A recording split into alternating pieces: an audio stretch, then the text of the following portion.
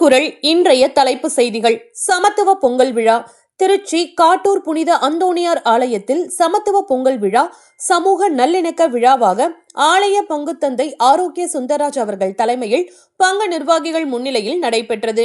விழாவில் காட்டூர் முருகன் கோவில் நிர்வாகி வடிவேல், பர்மா காலனி ரஹ்மானியா பள்ளிவாசல் தலைமை இமாம் மன்பயி, துணை செயலாளர் ஷரீப், ஆலோசகர் எஸ் ரகமத்துல்லா, காவேரி நகர் பிள்ளையார் கோவில் நிர்வாகி செல்வராஜ், நிர்வாகி மதியழகன், தெற்கு காட்டூர் பிலால் பள்ளிவாசல் தலைமை இமாம் சதாம் பாயாசி, தலைவர் முகமது இக்பால், வடக்கு காட்டூர் பவானி மாரியம்மன் கோவில் நிர்வாகி சக்திவேல் மற்றும் நிர்வாகிகள் சதாம், நூருல் அமீன், ஸ்டாலின் பங்கு நிர்வாகிகள் கலந்து கொண்டு சிறப்பித்தனர்.